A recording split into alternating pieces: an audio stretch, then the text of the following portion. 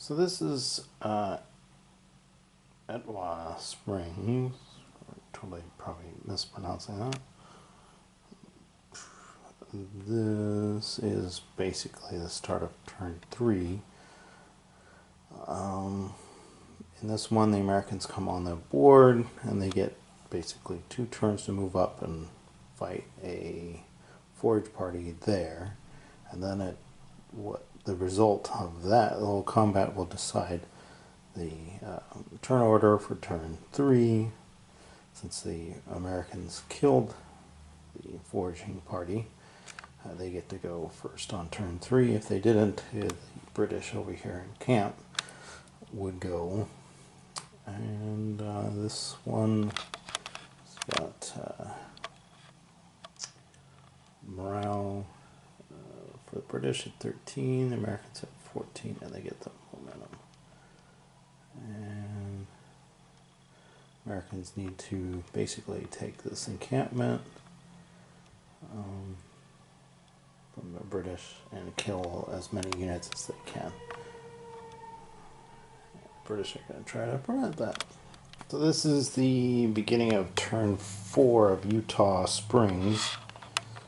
We have the British have moved out of their encampment to take on the Americans, are bringing up the reinforcements, but the Americans have taken the option of moving swamp fox up here, and the British sent this force to block them.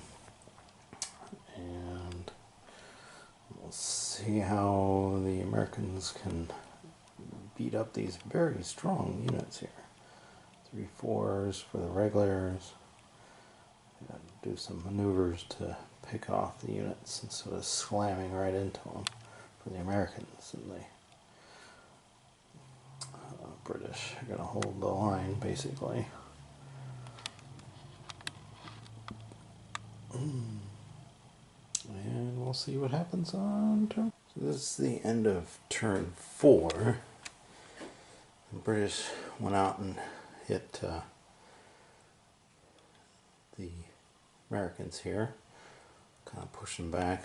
Americans lost 1 unit. And this British stalemated swamp fox up here at the ferry.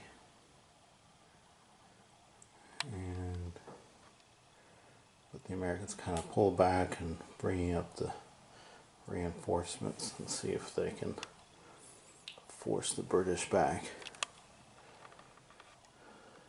before turn 10. So this is the end of turn 5. So the Americans and British duking it out down here, and the British lost their main leader.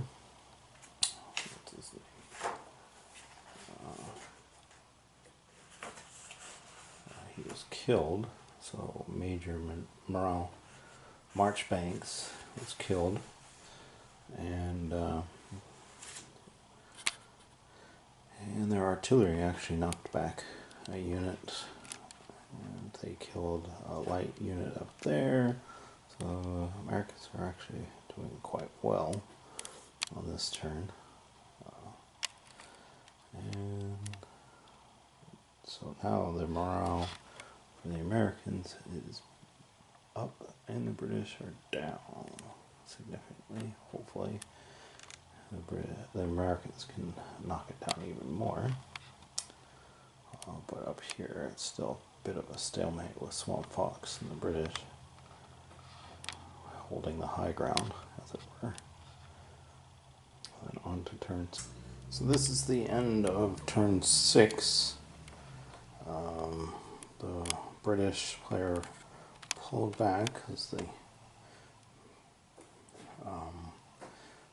they're kind of exposed there, and their strongest unit kind of, when it retreated, really weakened their line. And then the Americans tried to kill the light infantry here, surrounded it. Nice good odds, and rolled terribly, in the sense that both sides retreated, and up here in swamp fox is still sitting quiet. On to turn. So this is the end of turn 8. Back and forth fighting. The large British unit over here retreated back because of a lucky roll for the Americans. Finally they rolled high on their artillery and knocked them back. And the British also did that to the American unit that tried to kill a British unit that was up here, which they did. But both sides have lost their momentum chits, and so in the Swamp Fox area is still holding out, stalemated there. So this is the end of turn 8. Things are not looking good for the British in the sense that they tried to shift their forces to attack the weak part of the line of the Americans, force back some units. But other than that, that's happened, but they failed to get their disordered guys rallied, and this American force can just come up and attack them. And it might have forced the British player to start moving guys from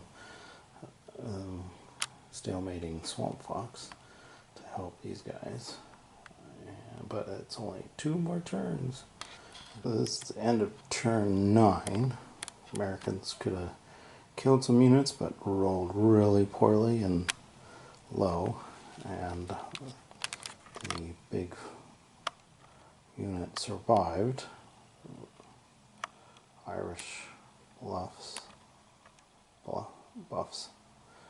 And the other guy failed their morale check, and they tried to take this guy out here, but the British rolled low, so everybody's been rolling low in this game. At times, the British have moved the officer and 1 unit over to help. And we'll see what happens on the last turn. So this is the end of the game, and basically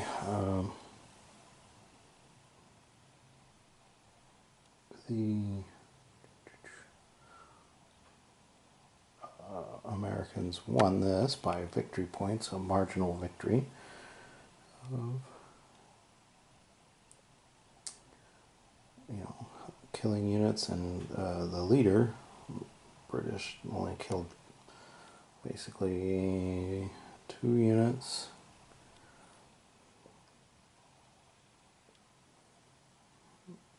And yeah, so this one's a pretty quick game. Well, I played it fast, but also